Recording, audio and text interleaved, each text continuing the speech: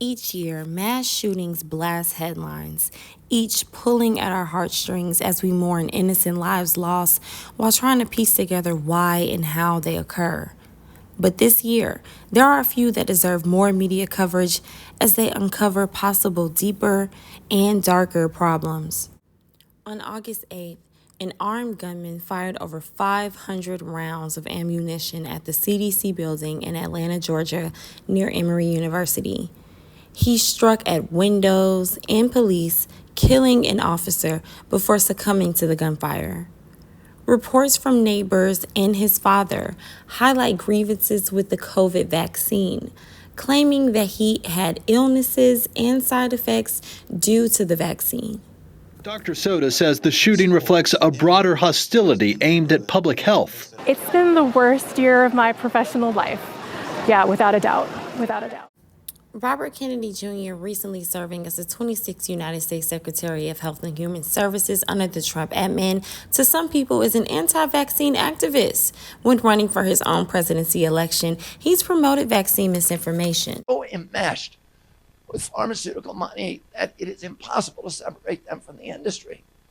So it's no wonder that the mission of the Immunization Safety Office, which is to protect the public, has become subsumed by the broader mission of CDC, which is to promote vaccines and get as many people to use them. So anybody who finds a problem with a vaccine in that office is punished. He is editor of Let the Science Speak and founder and former chairman of Children's Health Defense, an anti-vaccine advocacy group. And right before the shooting, he backed his claims. In an unprecedented move, HHS Secretary Robert F. Kennedy Jr. has removed all 17 members of the CDC's Vaccine Advisory Committee. Kennedy announced their dismissal in an op-ed Monday, writing in part, quote, "The committee has been plagued with persistent conflicts of interest. A clean sweep is needed to reestablish public confidence in vaccine science." Medical experts say those claims are unfounded. Immediately following the shooting, he put out a tweet stating that he stands by the CDC. For some CDC workers, the statement is too little too late, pointing out that Kennedy once called the CDC a cesspool of corruption. I think leadership, especially Kennedy, denouncing that rhetoric and telling his followers publicly that violence against public health workers is unacceptable would be a big help. And not just the CDC public health workers, but everyday Americans are speaking up. I and my colleagues, my friends, we should be able to come to work and do our jobs, right? We're there to help the American public. How can we protect the CDC when our own government acts and speaks against them? How can the people trust the government and those who work for them when even they don't agree with each other? How do we move forward? What is the truth? My heart goes out to the CDC workers as well as the family and loved ones of Officer David Rose. May he rest in peace.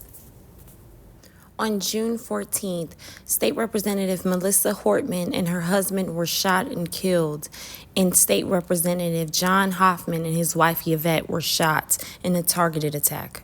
57-year-old Vance Belter also facing state charges. Investigators say he wore a mask and a fake police uniform when he showed up at the homes of at least 4 lawmakers. He is accused of killing former Democratic House Speaker Melissa Hortman and her husband. Her husband's name is Mark. And then he wounded Democratic State Senator John Hoffman and his wife Yvette, the sheriff calling it an unthinkable act of violence. Both were Democrats, so it was ruled a political crime. But so many questions emerged. Who was the gunman? And what was the grievance with the Congress members? Ironically, the gunman was a traveling evangelist, preaching the gospel before being exposed as a Tim Walz appointee, sparking the public to blame the Democratic Party, turning the shooting into a debate of Republican views versus Democrat actions. Sadly, there's been an increase in threats against Congress since 2016, and acceptance of political violence has increased between Gen Z and millennials. I think back to the January 6th riots that had Congress members running for safety, or the assassination attempt of Donald Trump? Did we get so far that we can no longer disagree without acts of violence? Or is this how we've always been as a country, and it's just now being documented and heightened due to social media? In the end, a family grieves the loss of a mother and father. When it comes to the left and right argument, what about right and wrong? On July 28th, a gunman abandoned his car outside the 345 Park Avenue building in Midtown Manhattan, killing 4 people before turning the gun on himself. Authorities say that he acted alone and had a history of mental health issues. A note was recovered claiming grievances with the NFL over CTE, which is a degenerative brain disease that's caused by concussions and repeated blows to the head and can only be diagnosed by examining the brain after death. The gunman played football in high school, but there is no evidence that he played professionally. Among those killed was the executive of America's biggest investment firm, Blackstone. His body was also located on the same floor as the Blackstone offices, which sparked conspiracy theories of Blackstone being the target. But the 345 Park Avenue building is home to Blackstone, Bank of America, and offices belonging to Rudin Management, which is the building's owner. It is also home to the NFL headquarters, and authorities are certain that the NFL was the goal and he entered the incorrect elevator. And if the NFL was the target, it caused me to look deeper into some startling statistics. The NFL has over 200 concussions a year, and that's just what's reported. And we cannot forget the other victims, including Cornell graduate Julia Hyman, security guard Alan Etienne, and police officer Didarra Islam, killed in the line of duty. In the end, should CTE precautions take place before the NFL in high school? And will the NFL ever take better precautions to protect their players? Some say all these shootings stem from December 4th, 2024. The shooting occurred outside the New York Hilton in Midtown. The gunman shot and killed Brian Thompson, the CEO of United Healthcare.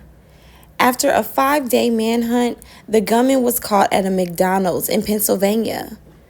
A short handwritten letter criticizing the American healthcare system was found with him, creating widespread attention. Many sided with the gunman, mocking the U.S. health insurance industry over our fee-for-service model and mix of private and public providers. We do not provide universal coverage. Nearly half of all U.S. adults reported having trouble affording their U.S. health care costs this year alone. Although statistics show mass shootings are less than earlier years, with rising costs of living and growing unemployment rates, mental health should always be our first priority. America definitely has a huge problem.